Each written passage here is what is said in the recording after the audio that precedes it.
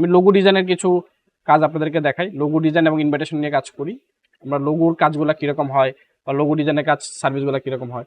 এখান থেকে দেখেন লোগোর সার্ভিসটা হচ্ছে প্রায় 2 লক্ষ প্লাস সার্ভিস আছে, ঠিক আছে। লোগো ডিজাইনের ক্ষেত্রে 2 লক্ষ প্লাস সার্ভিস আছে এবং এই 2 লক্ষ সার্ভিসের থেকে হচ্ছে বাংলাদেশে কতজন সেলার কাজ করতেছে আমরা যদি একটু এখান থেকে সেলার ডিটেলসে যাই, এবং এই যে এখান থেকে বেঙ্গলি 12,000 মানুষজন আছে।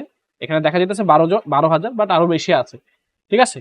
তো আমরা ধরে নিলাম 12,000 জন, 12,000 মানুষ থেকে যারা শুধুমাত্র লোগো ডিজাইন নিয়ে বা লোগো ডিজাইন সার্ভিস নিয়ে কাজ করতেছে তাদের কিছু প্রোফাইল আমরা ওপেন করি এখান থেকে।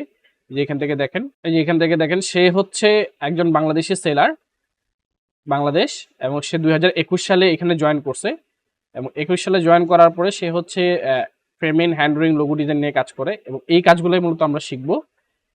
এখান থেকে দেখেন তার টোটাল 205টা রিভিউ আছে। এখানে সে $75 করে কাজ করছে বেসিক প্রাইজে। তো এখান থেকে যদি আপনারা জাস্ট একটা ছোট্ট একটা ক্যালকুলেট করে আপনাদেরকে বোঝানোর জন্য আমি দেখাই যে $75 করে যদি হিসাব করেন তাহলে বাংলাদেশি টাকায়, সরি ডলারের হিসাব করলে যদি আপনি দেখেন 205টা রিভিউ মানে 205টা কাস্টমার আছে এবং এখানে হচ্ছে $75 প্রতিটা পার্সন বা প্রতিটা কাস্টমার থেকে সে $75 চার্জ করছে। তার পরিপ্রেক্ষিতে সে টোটাল $15,375 ইনকাম করছে শুধুমাত্র লোগো ডিজাইন সার্ভিস দিয়ে, ঠিক আছে। এবং এখানে সে শুধুমাত্র আমরা বেসিক প্রাইসটা হিসাব করে দেখাইলাম। এছাড়াও হচ্ছে আপনার এখান থেকে স্ট্যান্ডার্ড প্রাইসে হচ্ছে $115, প্রিমিয়াম প্যাকেজে হচ্ছে $195, ঠিক আছে। তো এই বিষয়গুলো একটু যদি বুঝেন তাহলে আশা করি কাজের প্রতি আপনারা মোটিভেট হবেন যে আসলে কাজ করতে হবে। যদি কাজ শিখি তাহলে আসলে এই সেক্টরে ভালো কিছু করা সম্ভব, ঠিক আছে। তো এই হচ্ছে বিষয়। আচ্ছা, তো আমরা মোটামুটি লোগো বা হচ্ছে বুক কভার ডিজাইন এগুলো নিয়ে একটা ভালো একটা আইডিয়া পেলাম। আসলে এছাড়াও হচ্ছে আরো বেশ কিছু ডিজাইন আছে, অ্যানুয়াল রিপোর্ট, ম্যাগাজিন।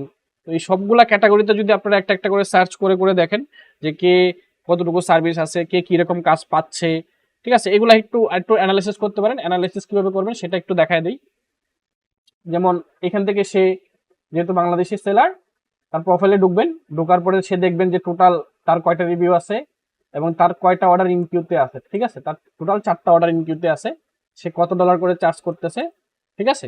এটা একটু দেখবেন। দেখার পরে এখান থেকে নিচে আসবেন, নিচে আসলে এখান থেকে দেখবেন তার টোটাল এখন পর্যন্ত 231টা রিভিউ আছে এবং এইগুলা হচ্ছে নিচে আসলে এই যে এখান থেকে তার কিছু রিভিউ পাবেন। এই রিভিউটা মানে হচ্ছে যে তার যে কাস্টমার গুলা ছিল তারা হচ্ছে তাকে কিছু মোস্ট রিসেন্টলি কিছু রিভিউ দিছে বা তার কাজের কিছু ফিডব্যাক দিছে, ঠিক আছে।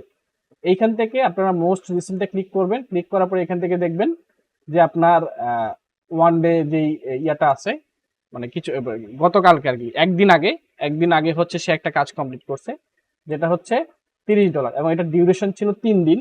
এই 3 দিন সময়ের মধ্যে হচ্ছে সে এই কাজটা কমপ্লিট করতে হয়তোবা তার লোগো ডিজাইনের ক্ষেত্রে বেশি একটা সময় যায় না। যদি একজন এক্সপার্ট লোগো ডিজাইনার থাকে সে হয়তোবা আপনার 3 থেকে 4 ঘন্টার মধ্যে কাজটা কমপ্লিট করতে পারবে। তো এই 3 দিন সময় নেওয়ার কারণ হচ্ছে এই 3 দিনের মধ্যে কিন্তু সে আরো বিভিন্ন কোম্পানির সাথে কাজ করছে, বিভিন্ন ক্লায়েন্টের সাথে কাজ করছে, ঠিক আছে।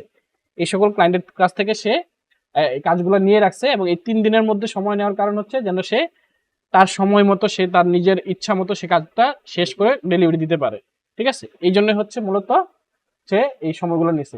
তো এখান থেকে আপনারা জাস্ট একটা ক্যালকুলেট করতে পারেন যে আসলে একজন ফ্রিল্যান্সার হিসেবে বা একজন লোগো ডিজাইনার হিসেবে মান্থলি সে কত টাকা ইনকাম করতে পারে বা হচ্ছে সে প্রতিদিন কত টাকা ইনকাম করতে পারে, ঠিক আছে। এটা একটা আইডিয়া নিতে পারেন যে এখান থেকে রিভিউ মোস্ট রিসেন্টে দিলে একদিন আগে, তারপর হচ্ছে 2 সপ্তাহ আগে, 2 উইক আগে, 3 উইক আগে, 4 উইক আগে, ঠিক আছে, এরকম।